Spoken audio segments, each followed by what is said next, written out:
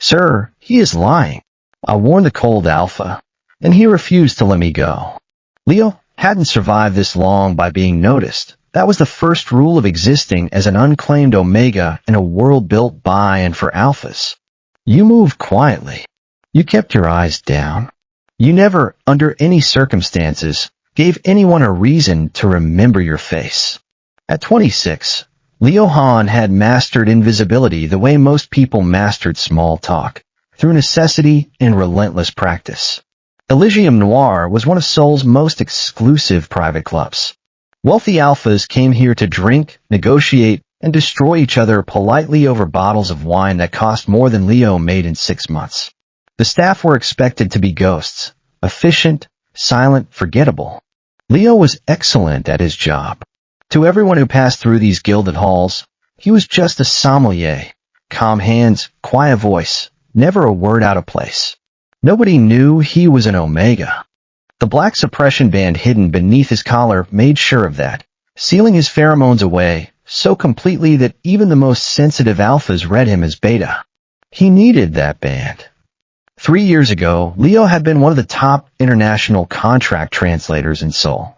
He'd worked with Fortune 500 companies, brokered deals worth billions, built a reputation on being the one person in the room who never made a mistake. Then Marcus Kong happened. Marcus had been a business partner, charming, wealthy, the kind of alpha who smiled while shaking your hand and plotting your destruction with the other. When a fraud scandal erupted, Marcus framed Leo so thoroughly that by the time the investigation collapsed, Leo's name was already poisoned. His license was revoked. His career evaporated. His reputation, the only thing an Omega in his field could rely on, was destroyed. Marcus disappeared overseas before anyone could question him. Leo lost everything. Now he served wine to men who would never remember his name, and that was fine. That was safe. That was how invisible people survived. Until Alexander Locke walked into Elysium Noir. The atmosphere shifted the moment he arrived. Leo felt it before he saw him, a ripple of tension spreading through the club's main floor like ice crystallizing across still water. Conversations didn't stop exactly, but they changed. Postures straightened. Voices lowered. Even the manager, a man who never flinched at anything, adjusted his tie twice in 30 seconds. Alexander Locke. Leo had heard the name, of course. Everyone in Seoul's underground business scene had. They called him the head of the Vesper Syndicate, though nobody could ever explain exactly what the syndicate did. Only that powerful people feared it. Only that rival organizations had a habit of dissolving shortly after crossing him. The man himself was not what Leo expected. Tall, yes. Broad-shouldered in that way that suggested strength without bulk. Dark hair swept back from a face that might have been handsome if it weren't so carefully controlled. But it was the stillness that caught Leo's attention, the way Locke moved through the crowd without seeming to move at all, how everyone around him instinctively stepped back without knowing why. Unlike the loud alphas who filled rooms with noise and posturing, Locke barely spoke. He simply looked at people, and they adjusted themselves automatically. Leo poured water at a table across the room, keeping his head down, his breathing even. Just another beta server. Nothing to see. But his suppression band warmed slightly against his throat, a warning he'd learned to recognize. His body responding to something it shouldn't. He ignored it. The private dining room upstairs was where the real business happened. Leo had been scheduled to work that section because the manager knew he was reliable, discreet, and most importantly, completely unremarkable. Tonight's meeting involved Japanese investors, legal advisors, and Locke's personal translator, a sharp-faced beta named Min-jun who always looked at servers like they were furniture. Leo entered with a wine bottle as the negotiations began, moving silently along the wall, pouring refills, preparing to leave. Then one sentence stopped him cold. These figures don't match the original agreement. German. The foreign legal consultant, a tall, stern man named Elias Weber, was tapping the contract with one finger, speaking in calm, precise German that Min-jun was absolutely butchering. Leo's hand stilled on the wine bottle. Elias continued, his accent thickening with frustration. The ownership split was changed from 50-50 to 60-40. And there's another hidden clause, transferring operational control of the pheromone research lab if Vesper defaults on certain conditions. This is a setup. He cannot sign this. Leo waited for Min-Jun to translate. Min-Jun smiled smoothly at Alexander Locke. He says the terms are acceptable. Leo almost kept walking. Almost. His fingers tightened around the wine bottle until his knuckles went white. He knew what happened in rooms like this. The wrong translation. The wrong signature. One lie hidden inside professional language until it was too late to fix. 3 years ago, he'd sat in a courtroom listening to lies destroy his life while nobody believed him. 3 years of rebuilding nothing from less than nothing. And now someone else was about to walk into the same trap. Elias spoke again, more firmly this time. The lab clause is dangerous. If he signs this, he loses control completely. Someone altered this contract after the last review. Min-Jun didn't hesitate. He says the lab conditions are standard. Nothing to worry about. He crawled beneath Leo's suppression band. Fear, anger, memory, all tangled together in his chest. The smart thing was to stay silent. He needed this job. His mother's hospital bills were overdue again. An Omega without protection did not challenge alphas in private meetings. But before he could stop himself, Leo turned around. The manager, standing near the doorway, looked horrified. Leo ignored him and walked back toward the table. The conversation slowed.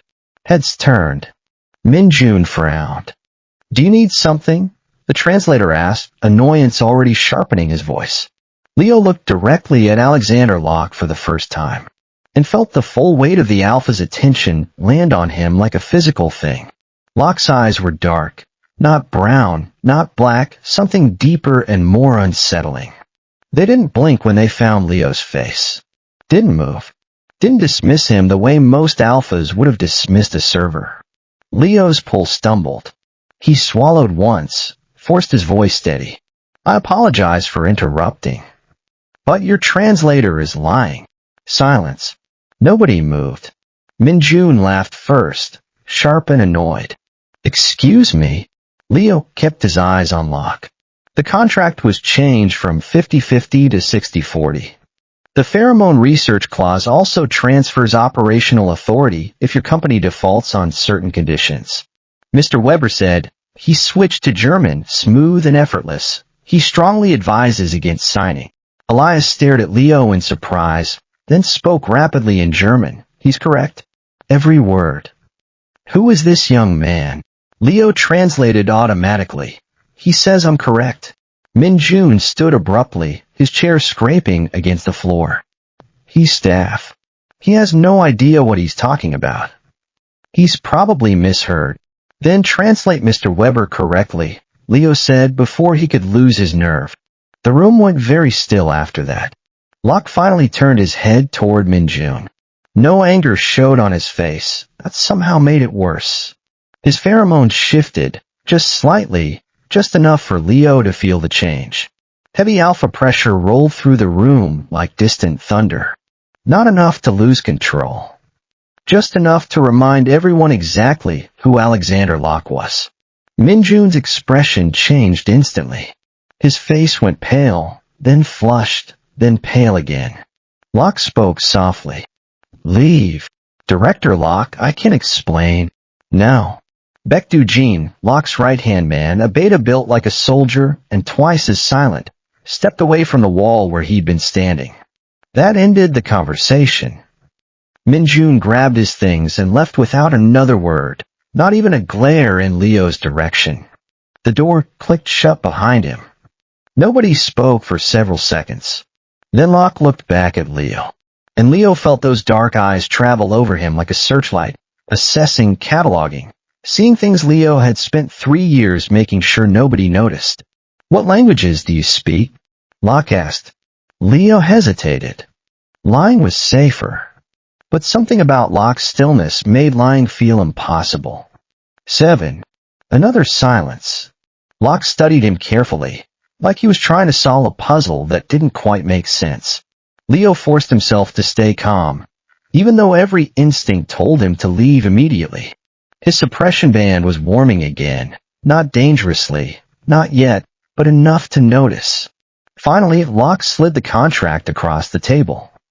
Sit. It wasn't a request. Leo sat. For the next 20 minutes, he translated the negotiation properly. Every correction he made exposed another hidden manipulation buried inside the contract. Changed payment terms, shifted liability clauses, a dozen small betrayals designed to look like standard language. By the end of the meeting, the Japanese investors looked far less confident than before. No deal was signed. As everyone stood, Leo prepared himself for reality. There was no way the club manager would keep him employed after this.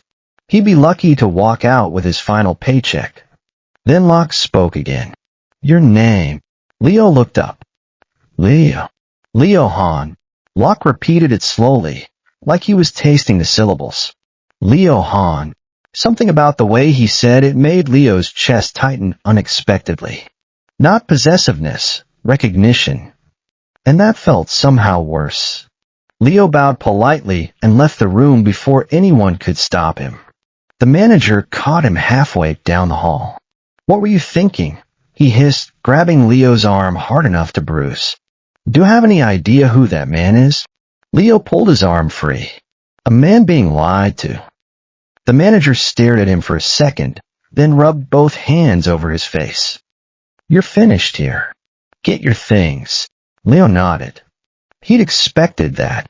An hour later, he stepped out into the cold Seoul night, carrying a small bag with his belongings inside. No job. No backup plan. Again. He walked 2 blocks before stopping near a closed convenience store, the fluorescent lights flickering dimly through the windows. Something felt wrong. His suppression band was overheating beneath his collar, not the normal warmth he'd learned to ignore, but something sharper. Hotter. He frowned and touched the black strip of synthetic material wrapped around his throat. The warning light blinked once, then twice. That had never happened before. Confused, Leo lifted his wrist toward his face and froze. The scent lingered faintly against his skin. Dark, sharp, controlled. Alexander Locke's pheromones. Leo's heartbeat stumbled. His suppression band flashed red. Then the warning alarm started ringing, quietly, almost politely, against his throat. Leo spent the entire night pretending he was fine. The suppression alarm finally stopped around 3 in the morning, but the damage was already done.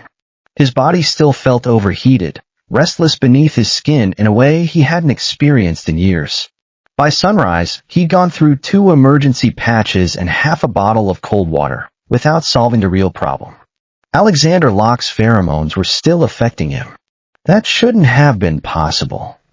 Leo sat on the edge of his tiny apartment bed, staring at the old suppression band in his hand. The device was outdated but reliable.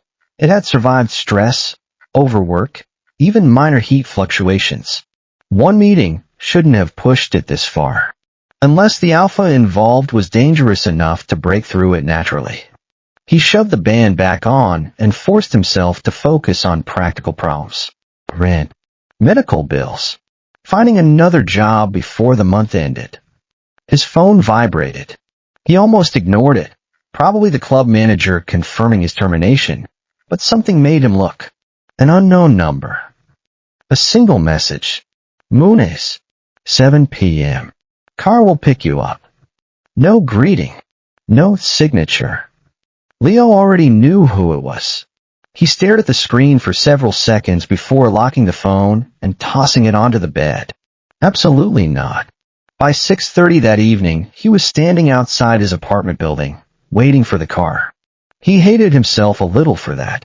The black sedan arrived exactly on time.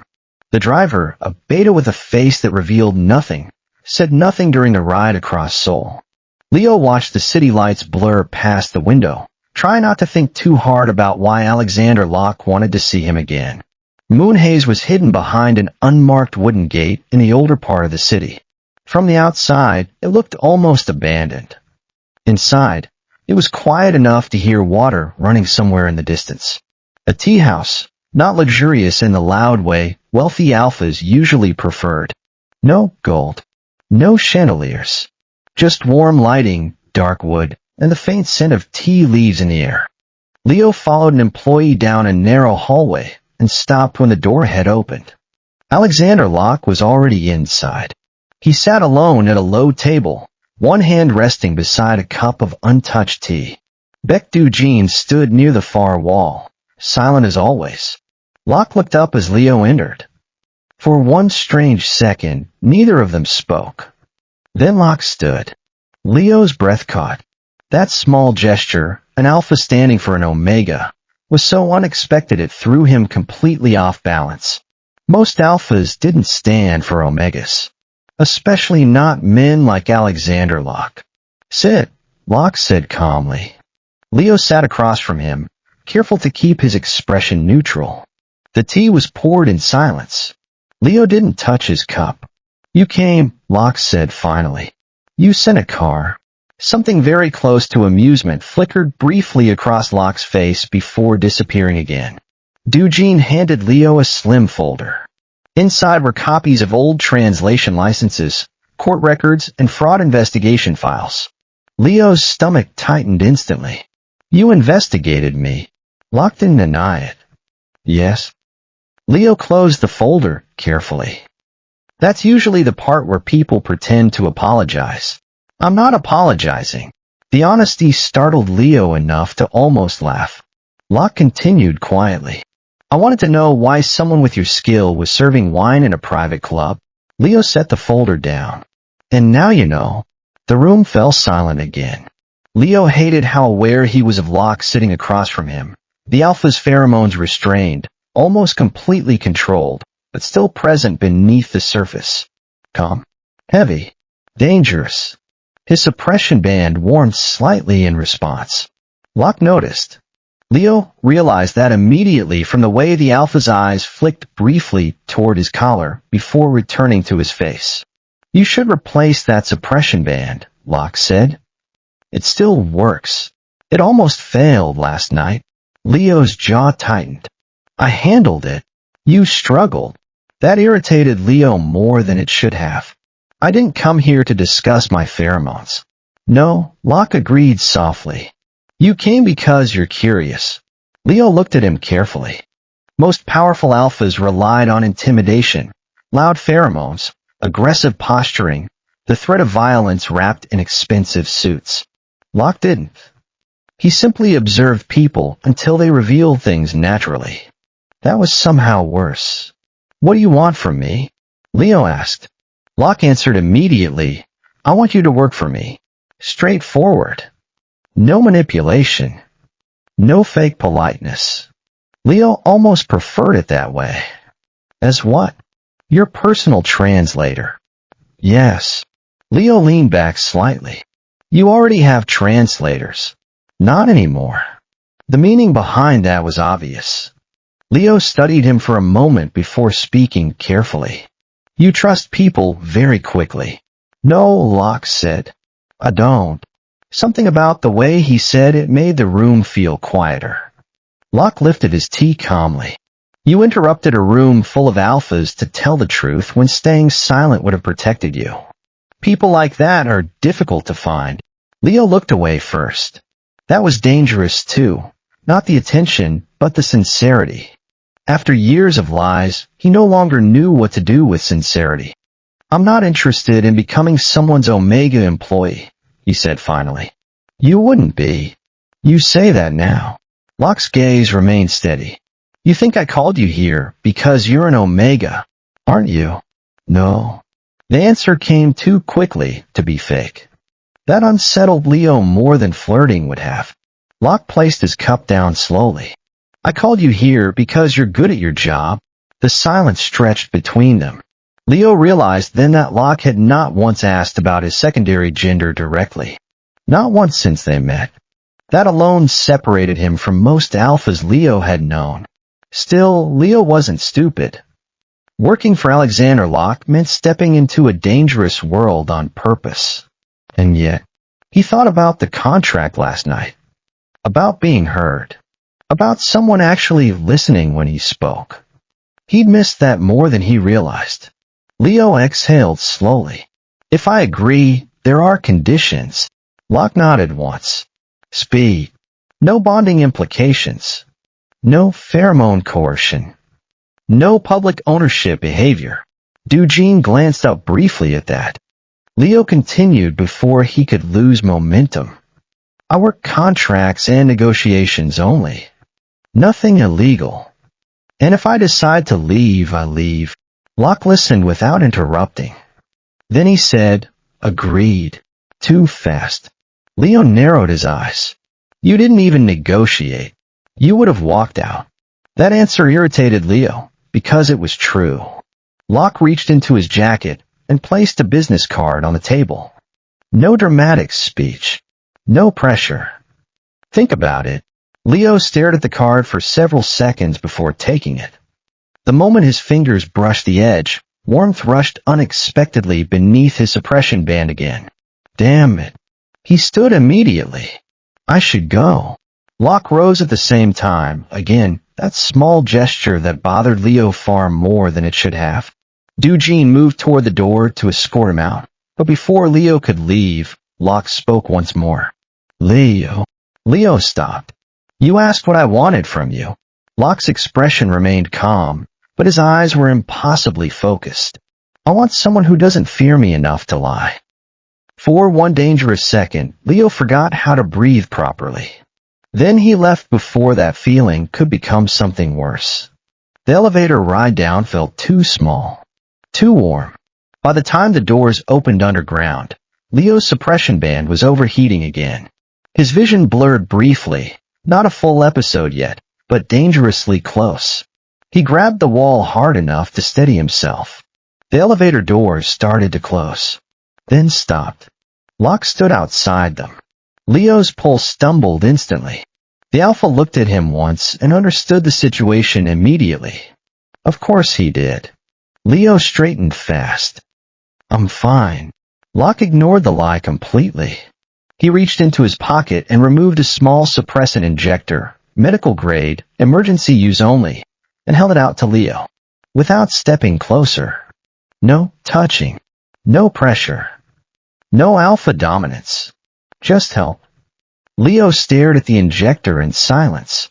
You carry omega suppressants with you? For emergencies.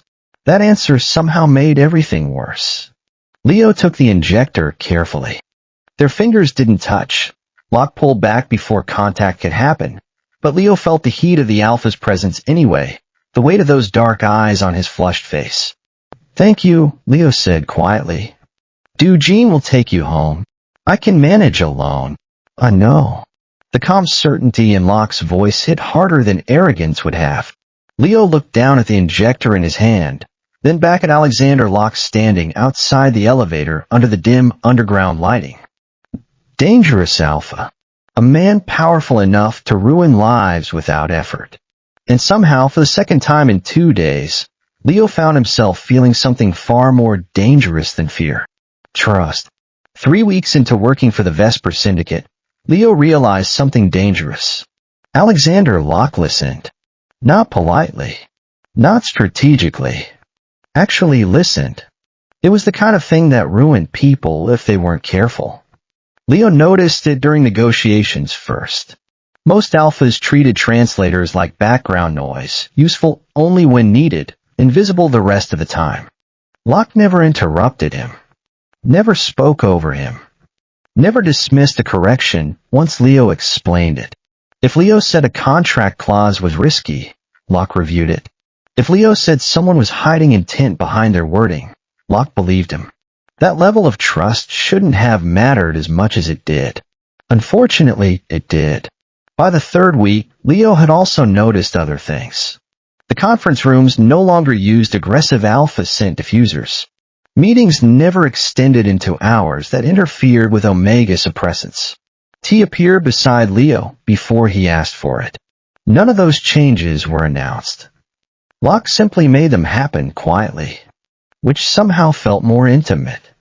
That was the problem with Alexander Locke. He never acted like a man trying to impress someone. He acted like a man who noticed things and remembered them. And Leo was starting to notice him back. That realization irritated Leo enough to keep extra distance during work. It didn't help. Tonight's event was proof of that. The gala occupied the top 3 floors of a luxury hotel overlooking Seoul. Politicians, investors, CEOs, and alpha executives filled the ballroom in expensive suits while cameras flashed near the entrance. Leo hated these kinds of events. Too crowded. Too many scents. Too many powerful alphas pretending civility while quietly sizing each other up. He adjusted the suppression band beneath his collar for the 3rd time in 20 minutes. Doo-Jin noticed immediately. "You're uncomfortable." "I'm alive," Leo replied. "For you, that means uncomfortable." Leo almost smiled despite himself. Doo-Jin had become easier to tolerate lately, quiet, observant, and strangely protective in his own way.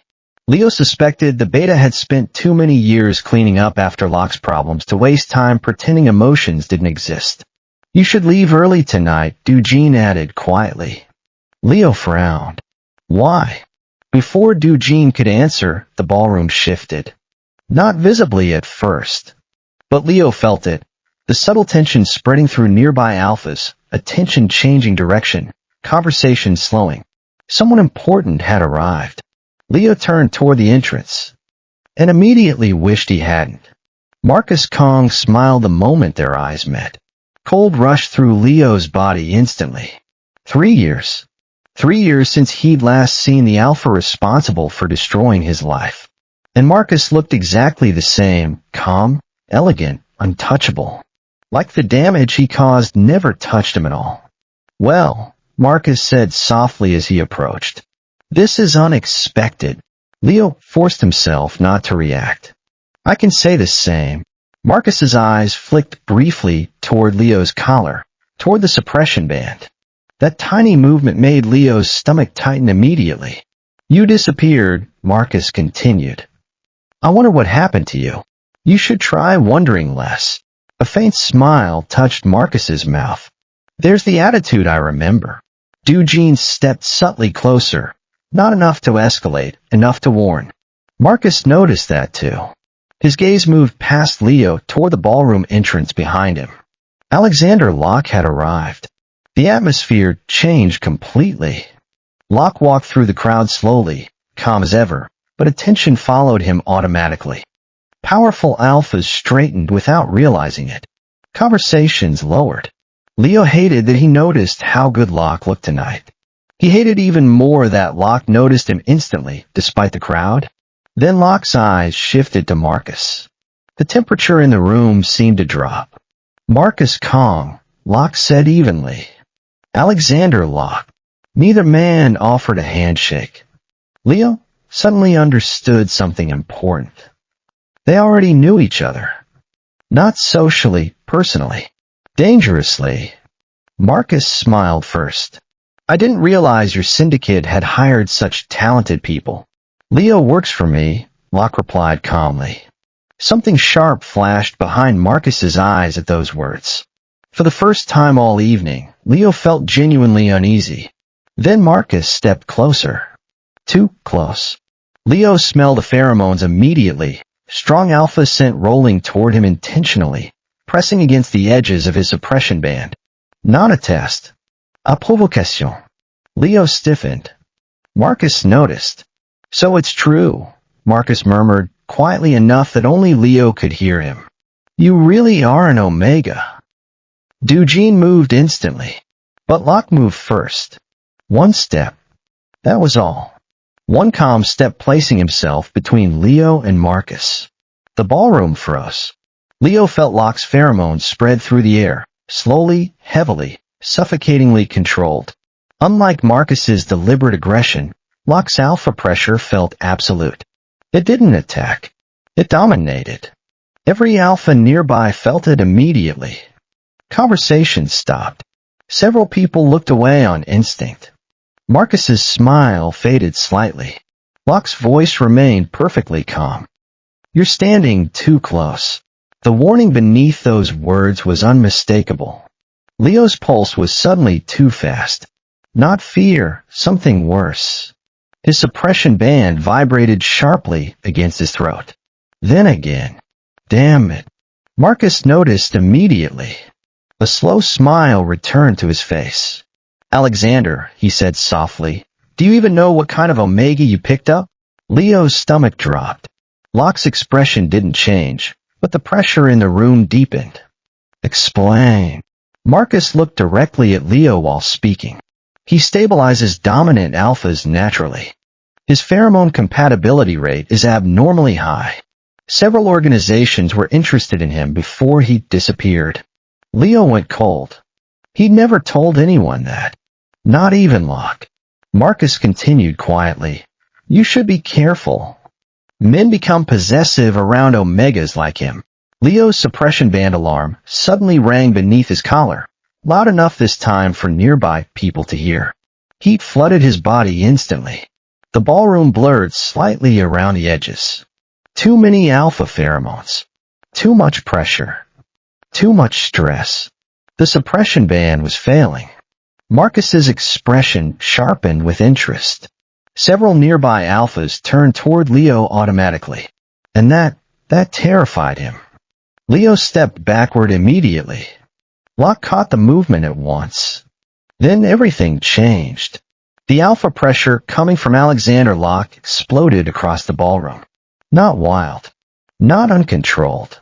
Controlled violence. Every alpha in the room felt it slam down at once. People stopped moving. Stopped talking. Stopped breathing properly. Leo had never felt pheromones like this before. Heavy. Dominant. Territorial. Protective. Locke looked at nobody except Leo. "Come here." Leo moved before thinking. The moment he stepped close enough, Locke's scent wrapped around him completely, blocking out the rest of the room. Safe. The realization hit Leo so hard it almost made him angry. Locke removed his jacket calmly and draped it over Leo's shoulders, without touching skin. Then he looked at Marcus one final time. "If you approach him again," Locke said quietly, "I won't repeat myself." For the first time that night, Marcus Kong stopped smiling. Locke turned away immediately after that. The ballroom parted for them without a word. Nobody tried stopping Alexander Locke when he looked like that. Nobody was stupid enough. Leo barely remembered reaching the underground parking garage. The heat under his skin kept worsening. His suppression band warning wouldn't stop ringing. Locke opened the car door himself. Leo slid inside fast, breathing unevenly. The door shut. Silence filled the car for several seconds. Neither of them spoke. Then Leo finally looked up. "Why did you do that?" Locke sat across from him, calm despite the lingering pheromone pressure filling the vehicle. "You were uncomfortable." "That's not what I mean." Leo's voice came out sharper than intended. "You practically declared ownership in front of half of Seoul." Locke's eyes narrowed slightly. "I protected you. Because I'm useful. Or because I'm an omega." The question hung heavily between them. Locke looked at him for a very long time. And for the first time since they met, Alexander Locke had no answer. Leo's breath caught unexpectedly. Because suddenly, terrifyingly, he realized why. His suppression band alarm screamed once more beneath his collar. Then the device shut down completely. The suppression band died halfway across the city. Leo felt the exact moment it happened. 1 second, he could still breathe through it, still force his body under control. The next, heat crashed through him, so hard his vision blurred. He grabbed the edge of the leather seat immediately. "Stop the car," he said tightly. Nobody moved. Dujin glanced once at Locke through the rearview mirror. Locke's eyes never left Leo. "How bad?" "I said stop the damn car." Leo's voice cracked at the end. That alone terrified him. He'd spent years controlling himself, years learning how to survive as an omega without depending on anyone. Even during previous heat cycles, he'd handled them alone, behind locked apartment doors, with suppressants and painkillers. But this felt different.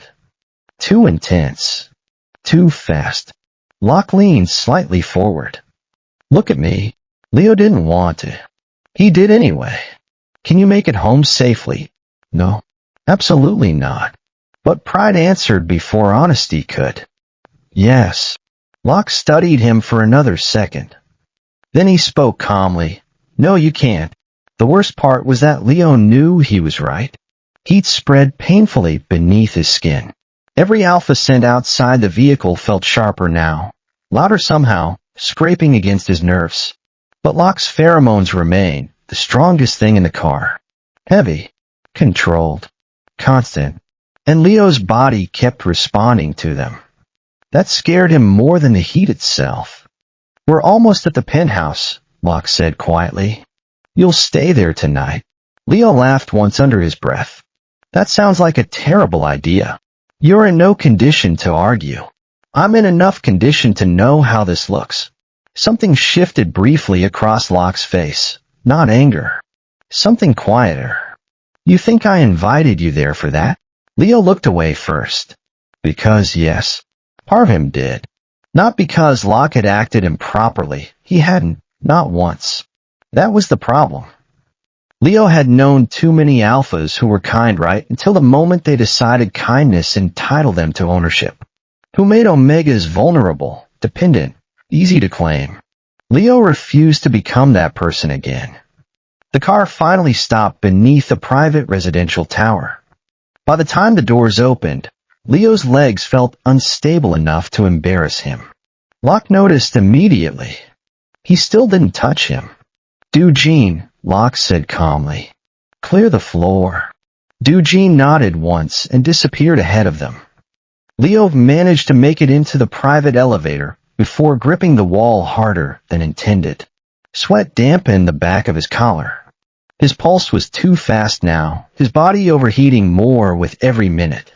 Locke stood beside him in silence. No pressure. No scent push. No alpha dominance. Just presence. And somehow that made Leo feel worse. The penthouse was enormous but surprisingly quiet.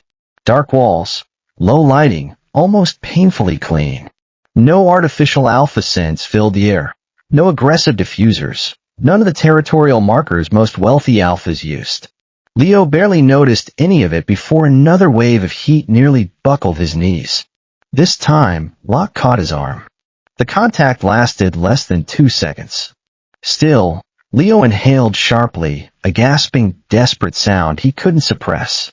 The alpha's hand was warm, broad, and the moment their skin touched, Leo's entire body screamed more. Locke froze immediately and released him at once. I'm sorry. Leo stared at him.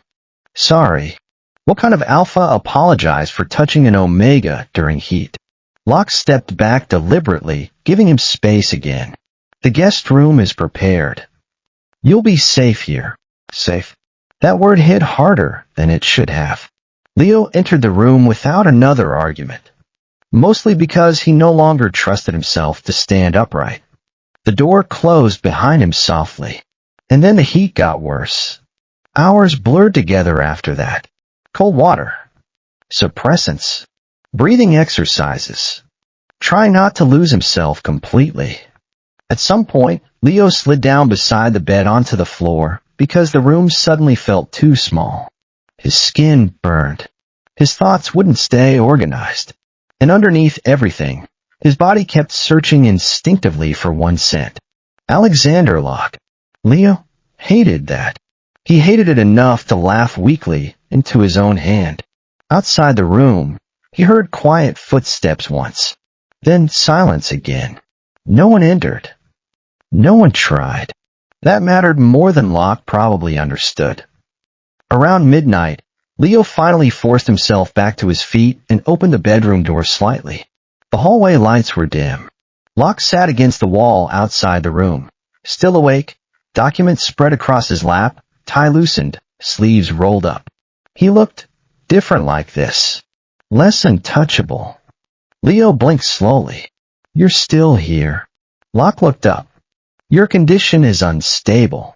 So your solution was guarding the door all night? Yes. Leo stared at him for several seconds before noticing something else. Faint strain beneath Locke's composure. Even with controlled pheromones, maintaining stability around an omega in heat for hours exhausted alphas. And Locke had been doing it deliberately. For him. Leo leaned against the door frame. You should rest. Locke closed the file calmly. So should you. Another wave of heat rolled through Leo unexpectedly. He shut his eyes briefly, gripping the frame harder. Immediately, Locke's pheromones shifted, not aggressive, not possessive. Steady, cooling. Leo felt his breathing stabilize. The realization unsettled him badly. You're controlling my heat, he said quietly. I'm helping. You shouldn't be able to. Locke was silent for a moment. Then, maybe your body trusts me more than you do. Leo looked at him sharply. The annoying part was that he might have been right. Silence settled between them again. Not uncomfortable. Just dangerous in a different way now. Finally, Leo slid down the wall until he sat across from Locke on the floor. For several minutes, neither of them spoke. Then Leo noticed the papers beside Locke. His old legal files, court transcripts, evidence reports. He frowned. What is this? Locke answered simply, I reopened the investigation. Leo froze. You what? Marcus Kong altered financial records before disappearing overseas. My legal team found inconsistencies in the original testimony against you. Leo stared at him. You investigated all this yourself? Yes. Why? Locke looked at him quietly. Because what happened to you was wrong. No hesitation. No calculation. Just truth. Something painful twisted in Leo's chest. 3 years of surviving alone, rebuilding alone, suffering quietly because nobody cared enough to look deeper. And now this terrifying alpha was sitting outside his bedroom at 1 a.m, trying to restore the life Leo thought was gone forever. It was too much. Leo looked away first. You shouldn't do things like that. Locke's voice remained calm. Why? Because people might misunderstand. I don't care. Leo laughed weakly under his breath.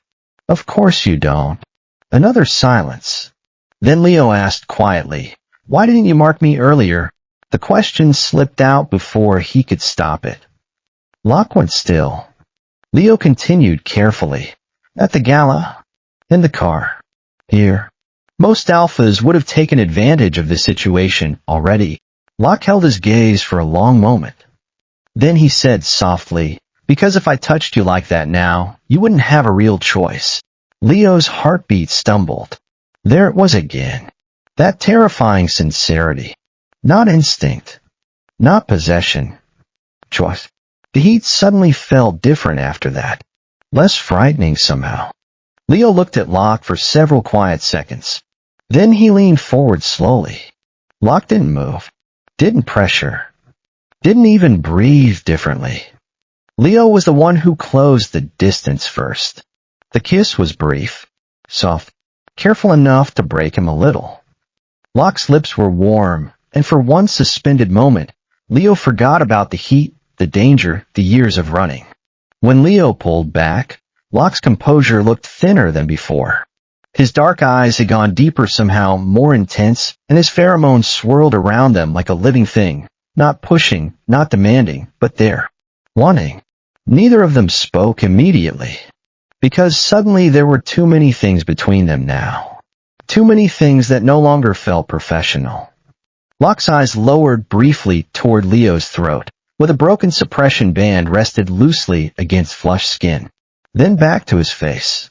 Go back inside, he said quietly. Leo should have listened. Instead, for the first time since they met, he moved closer willingly. And this time, Alexander Locke looked genuinely shaken. Leo kissed him again, harder this time, less careful. He felt Locke's breath catch, felt the alpha's hands fist against the floor rather than reach for him. Leo, Locke said against his mouth, and the sound of his name, rough, strained, hungry, sent heat crashing through Leo's body that had nothing to do with his cycle. I want... Leo started, then stopped. What did he want? He wanted to stop being afraid. He wanted to stop waiting for the other shoe to drop. He wanted to feel something that wasn't survival. Locke pulled back just enough to look at him. "Tell me." "Touch me," Leo said. "Please." The word please seemed to break something in Locke. His control, that perfect, unshakable control, cracked. His hand came up slowly, giving Leo every chance to pull away, and settled against Leo's jaw. The touch was gentle. Reverent, almost. Then Locke's thumb traced across Leo's lower lip, and Leo made a sound he'd never made before, a small, desperate noise that seemed to come from somewhere deeper than his chest. "You're in heat," Locke said carefully. "You're not thinking clearly." "I've been thinking clearly for 3 years," Leo replied. "It's overrated." Locke's expression shifted, surprise, then something softer. "Leo, I know what I want." Leo held his gaze. "I've known since the elevator. Since the elevator. When you gave me the suppressant and stepped back. When you didn't touch me. When you always don't touch me unless I say so." Leo's voice dropped. "No alpha has ever done that." Locke's hand tightened slightly on Leo's jaw, not painfully, just present. "No omega has ever looked at me the way you do." "And how's that?" "Like I'm not a monster." The words hung between them, unspoken but unmistakable. Leo saw the truth in Locke's eyes, the weight of what he was, what he'd done, what people thought of him. Leo leaned into Locke's touch. "You're not," he said softly. "You don't know that." "I know enough." Locke made a sound, half laugh, half something broken, and then he was kissing Leo again, deeper this time, one hand sliding into Leo's hair while the other braced against the wall beside them. His pheromones flooded the hallway, rich and dark and overwhelming, and Leo's body responded like it had been waiting for this his entire life. The suppression band was long dead. Leo could feel everything, every shift in Locke's scent, every pulse of heat between them, every inch of the alpha's body pressed against his own. "Bedroom," Leo managed between kisses. Locke pulled back, breathing hard. "If we do this, we're doing this. There's no going back." Leo looked at him, really looked. At the tension in his jaw, the hunger in his eyes, the careful way he held himself back even now. Alexander Locke was dangerous. Alexander Locke was terrifying. Alexander Locke was also the first person in 3 years who had made Leo feel like more than just a body to be used and discarded. "I don't want to go back," Leo said. Locke closed his eyes briefly, like the words physically hurt him. Then he stood, pulling Leo up with him, and walked them both toward the bedroom. The guest room bed was large and cool against Leo's overheated skin. Locke lowered him onto the mattress like he was something fragile, something precious, and Leo's chest ached at the gentleness. "Tell me if you want to stop," Locke said, bracing himself above Leo. "Any time. Any reason. I won't want to stop." "You might." Leo reached up and pulled Locke down by the collar of his shirt. "Then I'll tell you." "Now stop talking." Locke laughed, a real laugh, surprised and warm, and Leo decided he wanted to hear that sound as often as possible. What followed was slow at first, then faster, then desperate. Locke learned Leo's body like he was memorizing it. Every gasp, every shudder, every place that made Leo's breath catch. And Leo learned Locke in return. The way his control slipped when Leo's nails dragged down his back, the way he said Leo's name like a prayer, the way his pheromones wrapped around them both like a blanket. When Leo finally came apart, it was with Locke's name on his lips and the alpha's teeth pressed gently, not breaking skin, not marking, just there, against the junction of his neck and shoulder. Afterward, they lay tangled together in the dark. Leo's heat hadn't broken. It would last another day at least. But for the first time, it didn't feel like something to endure. It felt like something to share. Locke's arm was wrapped around Leo's waist, his face pressed into Leo's hair. His pheromones had softened into something almost sleepy. "Stay," Locke murmured. "I'm literally in your bed. Tomorrow. After." Locke's voice was rough. "Stay." Leo turned in his arms, faced him in the dim light. "Why?" Locke's eyes found his. "Because I don't want you to leave." The admission seemed to cost him something. Leo saw it, the vulnerability beneath the control, the fear beneath the power. Leo kissed him softly. Okay. Locke's arms tightened around him. They didn't sleep for a long time. The first rumor appeared 2 days after Leo's heat ended. By the end of the week, the entire upper business circle of Seoul had heard it. Alexander Locke had an Omega. Not just any Omega, a rare one. An Omega compatible enough to stabilize dominant alphas. Leo discovered the rumor during a negotiation with a pharmaceutical company, when one of the executives smiled at him and asked casually, "So how protective is Director Locke these days?" The room laughed lightly. Leo did not. After the meeting, he locked himself inside the restroom and stared at his reflection for a long time. Everything he'd feared was starting to happen. Not because Locke had mistreated him. Ironically, Locke had done the opposite. He'd listened to Leo, protected him, treated him with more respect than anyone else had in years. But none of that mattered to people outside. They only saw an Omega standing beside a powerful Alpha. And in their world, that always meant ownership. Leo pressed both hands against the sink and shut his eyes. 3 years ago, Marcus Kong had destroyed his career by making people believe Leo was emotionally unstable, too Omega-driven to handle international negotiations objectively. Now, history was repeating itself in a different form. Except this time, the damage hurt more because Locke mattered. His phone vibrated. "Eugene, Director Locke wants you back at the main building." Leo exhaled slowly. "I'm still working. There's a problem." The line disconnected. Leo already knew who'd caused it. By the time Leo arrived at Vesper Syndicate headquarters, the atmosphere inside the building felt sharp enough to cut skin. Employees moved faster. Security presence had doubled. Something had happened. Eugene met him near the elevator lobby. Marcus leaked internal records. Leo frowned. "What records?" Eugene hesitated, the first time since Leo had met him. "That you were classified as a bonding Omega candidate." Cold spread through Leo's chest instantly. Of course Marcus would use that. Years ago, during Leo's Translator training period, an underground research organization had discovered his pheromones and usually stabilized dominant alpha aggression.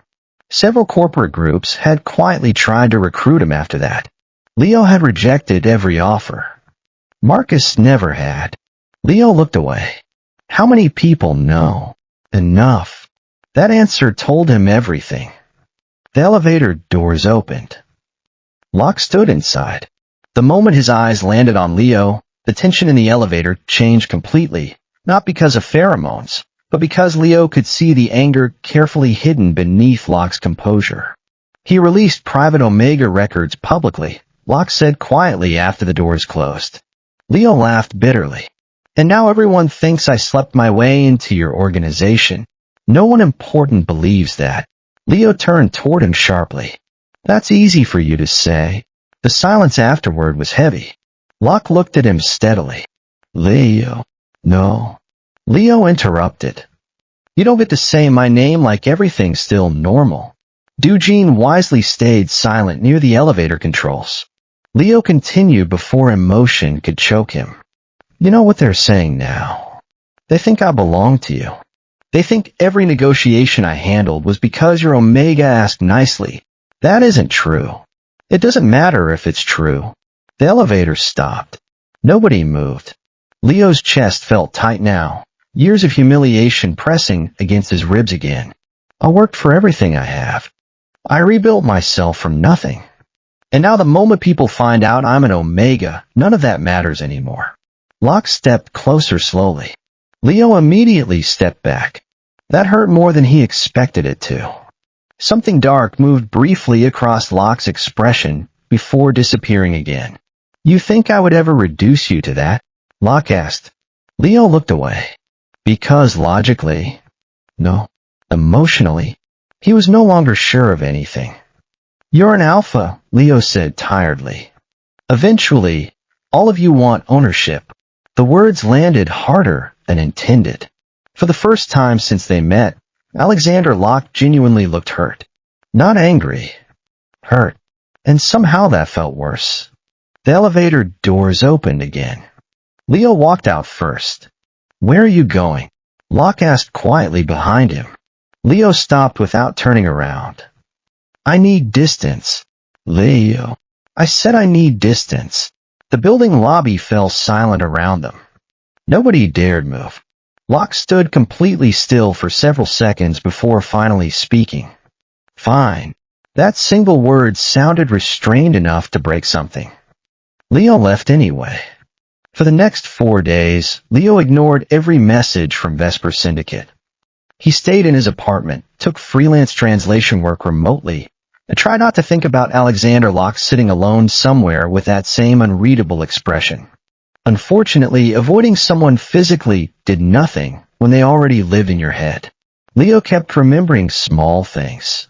Tea already prepared before meetings. Locke standing whenever Leo entered a room. The way he'd never touched Leo without permission. The way he said Leo's name. The way he'd held Leo during his heat. Gentle, patient, wanting. By the 5th day, Leo was exhausted from missing him. That terrified him more than anything else. Jean called again. "There's a gala tonight." Leo rubbed both hands over his face. "I'm not attending." "You should." I said no. Jean went quiet briefly before speaking carefully. "Marcus will be there." Leo's expression hardened instantly. "And Director Locke plans to answer the rumors publicly." The gala hall buzzed with tension before Locke even arrived.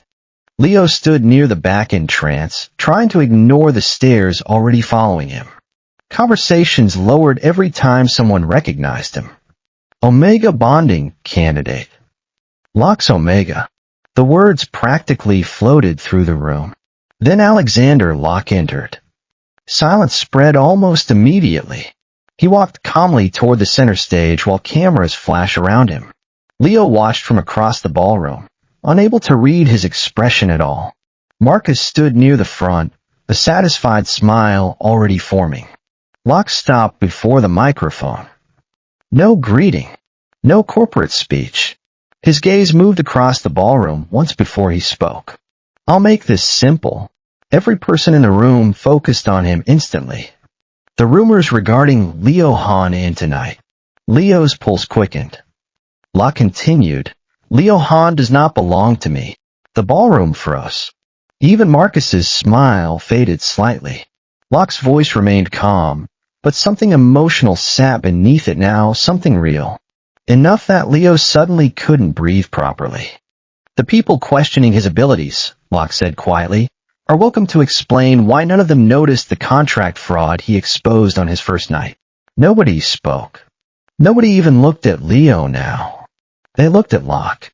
And for the first time, Leo understood how terrifying this man could become when he truly cared about something. Then Locke said the one thing Leo never expected. "If anyone here thinks Leo stands beside me because I own him," he paused briefly, "they're wrong." The silence became suffocating. Locke's eyes found Leo across the ballroom. Softer now. Quieter. "The person trying to be chosen," he finished, "is me." Leo's heart stopped. For one suspended second, the entire ballroom disappeared. Then someone grabbed him violently from behind. Everything happened too fast after that. 1 second, Leo stood frozen beneath Locke's gaze. The next, someone grabbed his arm and dragged him backward through a side exit. Leo reacted instantly, twisting hard enough to break the first grip. But another hand shoved him forward before he could regain balance. "Move." The voice was unfamiliar. Not Marcus. Professional. Organized. Leo's stomach dropped. This had been planned. The hallway behind the ballroom was nearly empty. Music from the gala still echoed faintly through the walls while 2 men forced him toward a private service elevator. Leo fought once more, sharp and desperate. "Let go of me." One of them tightened his grip painfully. "You're more valuable unharmed." "Don't make this difficult." Valuable. That word made nausea rise immediately. The elevator doors opened. Then suddenly stopped. Heavy alpha pheromones slammed into the hallway, so violently the air itself seemed to freeze. The men holding Leo stiffened instantly.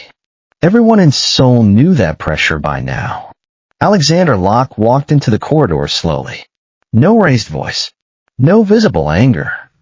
Which somehow felt far more terrifying. The man behind Leo cursed under his breath. Shit. Locke's eyes moved once across Leo's face, checking for injuries automatically, before settling on the men beside him. Let him go. The order came quietly. Neither man moved. One of them forced a laugh. Director Locke, this doesn't concern. The sentence never finished. Dujin appeared from nowhere and drove the first attacker into the wall hard enough to crack the paneling beside the elevator. The second man released Leo immediately. Leo stumbled backward, straight into Locke. Warm hands steadied him for barely a second before letting go again, always giving him space. Even now. Locke spoke without looking away from the men. Where is Marcus? Nobody answered. Dujin hit the first man again. That solved the problem quickly. Warehouse District, the second man said fast. He already left. Locke's expression darkened slightly. Leo's chest tightened. He's running. No. Locke's voice went cold. He's selling. Leo understood immediately. The pheromone records. The bonding Omega data. Marcus planned to auction everything before disappearing again. Locke turned toward Dujin. Handle this. Then he looked at Leo. Can you walk? Leo nodded automatically, even though adrenaline still shook his hands. 20 minutes later, they were inside Locke's car racing through the industrial side of Seoul. Neither of them spoke much. The silence between them felt too full now, too exposed. Leo stared out the window, trying not to replay the ballroom scene repeatedly in his head. The person trying to be chosen is me. No alpha had ever spoken about him like that before. Not as property. Not as instinct. As someone worth waiting for. Leo swallowed slowly. That speech was reckless. Locke sat beside him calm. Probably. You embarrassed half the people in that ballroom. They deserved it. Despite everything, Leo almost smiled. The car slowed near the warehouse district. Dujin's voice came through the driver's earpiece. Third building, east side. Minimal security. Locke nodded once. Then he turned toward Leo. You stay in the car. Leo stared at him. Absolutely not. Leo. I'm not hiding while someone sells my life for profit again. For several seconds, Locke simply watched him. Then, unexpectedly, he nodded. Stay beside me. That shouldn't have affected Leo the way it did. The warehouse interior smelled like chemicals and cold metal. Security lights cast long shadows across the floor, while footsteps echoed somewhere deeper inside. They found Marcus near a row of servers and hard drives. He looked strangely calm for someone cornered. There you are, Marcus said softly when he saw Leo. Leo's hands clenched automatically. 3 years of anger sat between them. Marcus looked at Locke and smiled faintly. You really came yourself. Interesting. Locke's voice remained level. Give me the drives. You know, Marcus continued casually, this entire situation could have been avoided if you just marked him earlier. Leo went still. Marcus noticed immediately. That's what this is really about, isn't it? An alpha trying to convince himself he's different. Locke didn't react outwardly. Marcus stepped closer toward Leo instead. You still don't understand them, he murmured. Every alpha eventually wants ownership. Even him. Leo hated that part him still feared those words were true. Marcus smiled slightly when he saw hesitation flash across Leo's face. Then Locke spoke. If Leo wants to walk away from me after tonight, he said calmly, I'll let him. The entire warehouse fell silent. Marcus frowned, for the first time, genuinely confused. Locke looked directly at Leo. No pressure. No pheromone manipulation. Just honesty. If you want to leave, he said quietly, I'll take you anywhere you want to go. Leo's chest tightened painfully. There it was again. Choice. Always choice. Not because Locke lacked power, but because he deliberately refused to use it against Leo. And suddenly, Leo understood something important.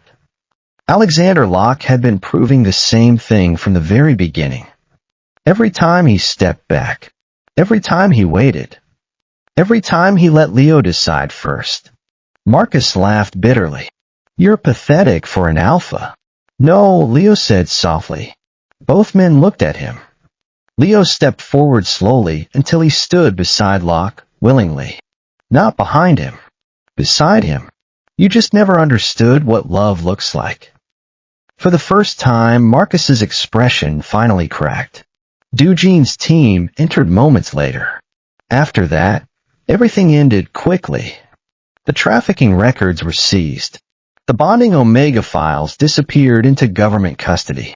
Marcus was arrested before sunrise, trying to flee the country with falsified documents.